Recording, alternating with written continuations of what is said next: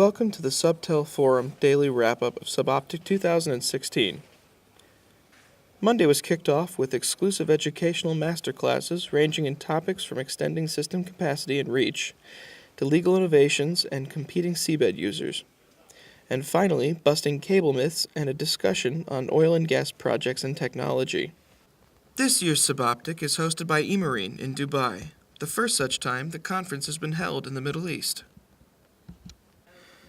The next morning, SubOptic 2016 was officially kicked off by the Program Committee Chair Alice Shelton of Alcatel-Lucent and the President of SubOptic Yves Ruggieri of Orange.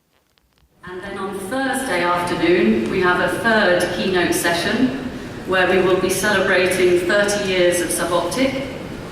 I don't want to say too much about that session, but it promises to be a great celebration of SubOptic, a very interactive session. So I hope I can count on you all to be there on Thursday afternoon for the 30th anniversary of SubOptic. So a great deal of work for the programme committee, and I'm very grateful to Marc-Andre for running all the papers' work. He has chosen, with the Vice Chairman and the Review Committee, 70 oral presentations that will be given over the 3 days. And we also have 40 posters that will be presented on Wednesday afternoon. I think that's all from me. So I will hand the floor over to our SubOptic President, Yves Ruggieri.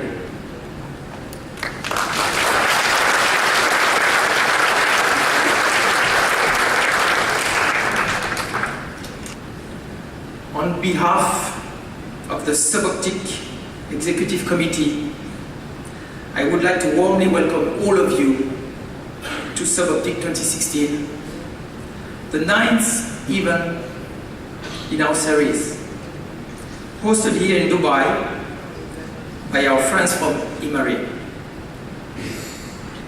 This is the first time that the SubOptic event is held in the Middle East region, which is a crossroad for different cultures and an important hub in the global undersea telecommunication network. SubOptic is the most important conference for our industry. SubOptic offers a wonderful platform for different actors and stakeholders to come together to discuss issues and to better understand the challenge we are facing or will be facing in the future. I'm confident that this year we'll continue to enjoy the success of the past years. Submarine cables are the world's expanding treasure, shaping the economy, shaping the society, shaping the future of Earth.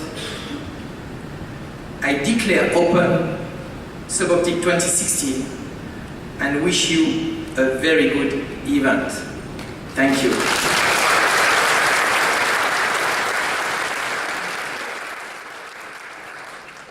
The opening was presented by His Excellency Majed El-Mazmar, Deputy Director of the Telecommunications Regulatory Authority. Now I'm glad to give the floor to His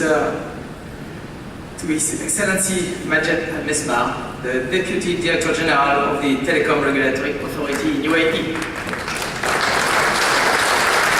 Here in the UAE, we are united in responsibility, united in destiny, united in knowledge, and united in prosperity. So each and every one of us is responsible for building and preserving a knowledge-based, innovative country. In this regard, the Telecommunication Regulatory Authority has been working diligently to fulfill its mandate for empowering ICT to play its vital role in achieving sustainable development of the country and region. Following the opening ceremony, Stuart Barnes of Xterra chaired the tech-heavy Fiber Corner session, where new innovations in fiber transmission were discussed. Can we make it even better? Can we reduce the supply source even further? And the short answer is yes. And we can do it by using deeper and slightly wider tapers. How did you propose in your presentation to reduce the splice loss? So we propose a technique called tapering, which essentially involves a smoother light transfer from large core fiber, like vertical fiber, to regular vertical fiber. And this functionality is available on some promotion splicers. So the benefit of doing this approach is that you don't need to do any pre-processing or post-processing. So you just need to land, you need to find the right splice recipe, and that will require a little bit of work. But once you land with the splice recipe, you basically press a button and it does it all for you. That's the tapering approach. That's correct. Okay, and we'll just explain that in a little bit more detail for a general audience. What do you actually do to the end of the fiber when you splice it? So the basic premise of using tapering is to make the splice loss. Once the splice is too hot, you essentially pull the fiber from one side. Right? So by controlling the pull speed, by controlling the time delay between the time we make a splice and the time we stop pulling, and some of the other parameters which are available in this commercial splicer. So by doing all those tricks, you can actually effectively create a taper trace with all the different features. Right, so that's in effect squeezing and twisting, is it? It's more. I would say it's more like pulling or pushing. But in this case, more pulling. Yeah. So that's how you create the fiber. So essentially, it's like a thinning out, of the fiber from one end to create a gradual light transfer from one fiber to another. So basically, the main aims of this presentation are to offer an explanation as to why there have always been rather fewer fiber failures in service or in any practical testing than predicted by the theory. And in your presentation, you talk about proof testing fiber, which is a critical part of its manufacture, as opposed to merely testing that particular material. Tell me a little bit more about that. It's presumably to ensure that it's already ready for laying down, that it's already been strained and sprained, and that it won't actually fracture down on the seabed. That's right, proof testing is primarily to eliminate the weakest flaws. And they will typically be 2 to 3 breaks. If you're proof testing in 2% for 1 second, there will be 2 to 3 breaks every 100 kilometers, which is a perfectly acceptable yield. And once that's done, the fiber after proof testing is strong simply because you've eliminated the weakest flaws. And the probability of a break after that is very low indeed. And in fact, below some strains, it's 0. And that's what we've found in practice in 30 years of optical cable systems. Following a quick recess for lunch, Richard Lucas of Bank Street organized a roundtable discussion focused on the future of project finance. Panelists included Bjarni Thorvardarson of Hibernia Networks, Brian Mass of RTI, Eric Kontag of GlobeNet, and Shota Masuda of NEC. Joined now by Eric Kontag of GlobeNet, the Chief Executive of GlobeNet. Thank you very much, Eric, for joining us. Really appreciate your time. We've just heard you talking about the state of project finance and the state of the markets in subsea cabling industry. How would you define the general state? Well, first and foremost, thanks for having me. Well, I think we're seeing tons of activity, not only, let's say, in our space or in the Atlantic, Latin America space, but in general throughout the world. I think there's a series of projects that are being deployed. Many have been, let's say, in the planning stage for years and finally been able to get either the right amount of traction or financing or both to be able to be deployed in the different spaces. I also believe that in general, the market is going through a shift. Way back when, let's say, the late 90s or so on, you used to have large carriers, typically monopolists or incumbents, that would come together to build consortiums to share the cost, but also to some extent to dominate or control, let's say, certain routes. That changed in the 2000s. We went from, let's say, club cables to, let's say, private cables, so that was a huge shift. Open systems, independent systems, and so on. We had a carrier model, and today you're going again through another shift where much of the needed infrastructure is actually either co-funded or enabled perhaps by web-centric companies that wouldn't guarantee that they have access, let's say, to sufficient capacity to be able to cross continents and therefore serve their demanding needs.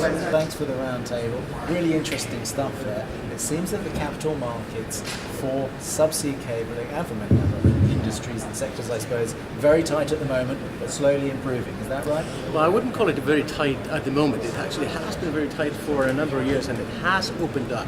And I categorize project financing in the submarine space as being in the range of difficult to impossible.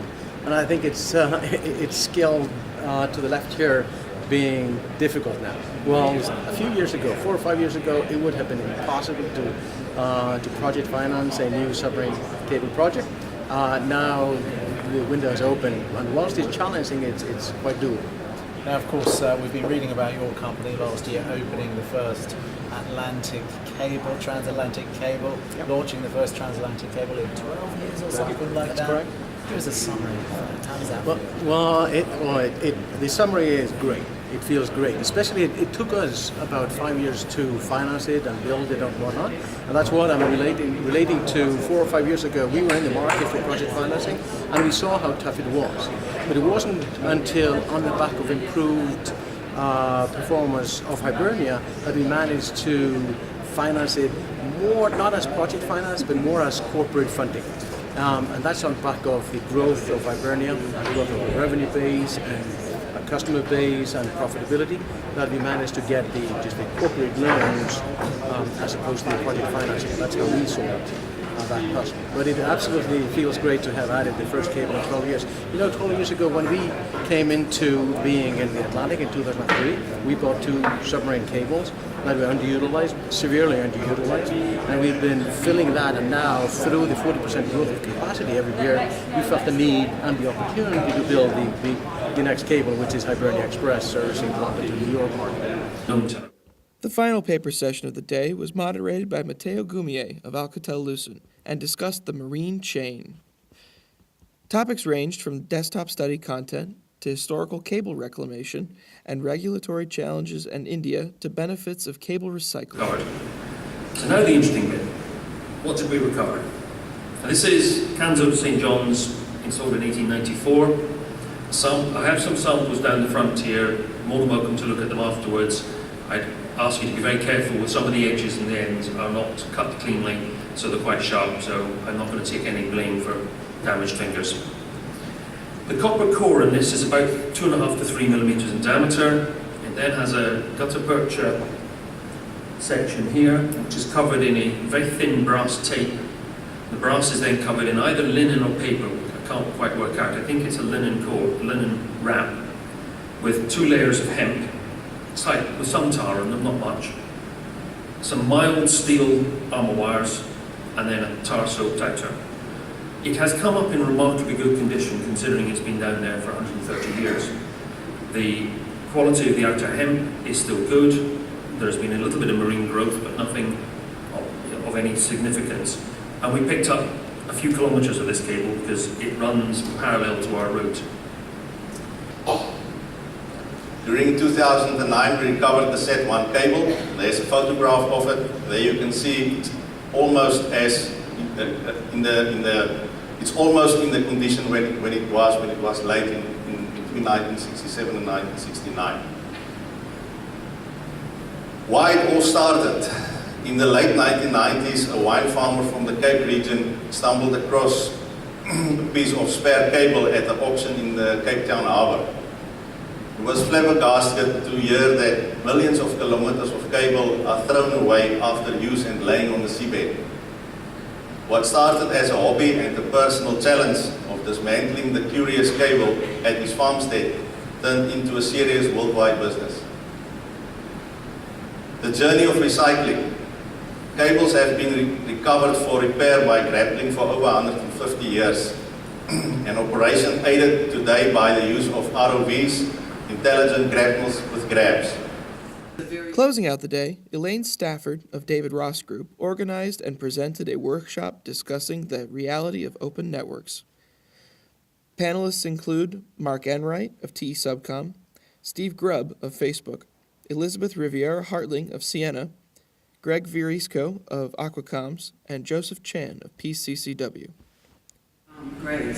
So my question to you, Joseph, is what do you think it would take for the industry at large, including consortiums who are a pivotal part of this industry, to embrace this as something which could become more a standard? I don't want to say a standard because there's always options, but an option to consider when you buy a network.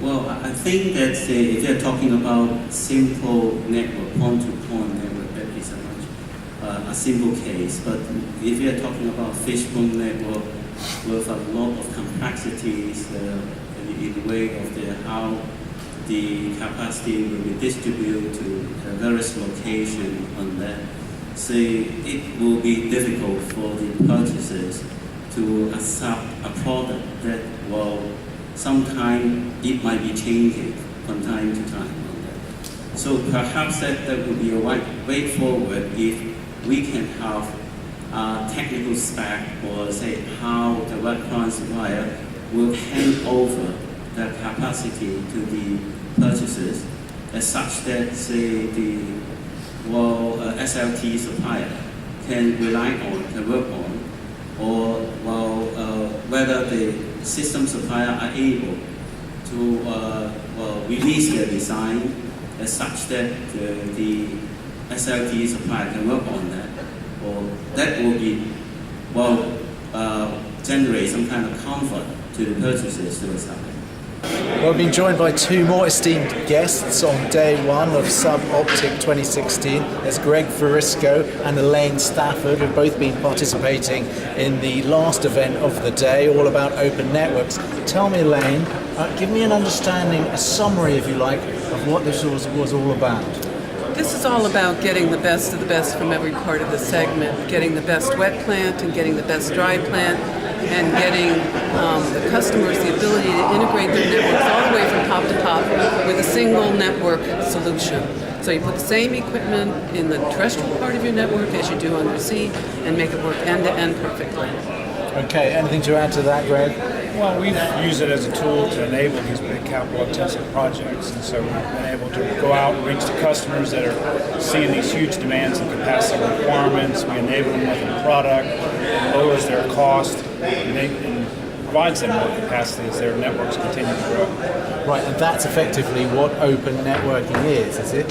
Absolutely. It's all about helping those customers take advantage of these technology changes to be able to optimize their network the way it needs to be run to lower their cost per bit. Thank you for watching, and be sure to tune in tomorrow for more SubOptic 2016 news.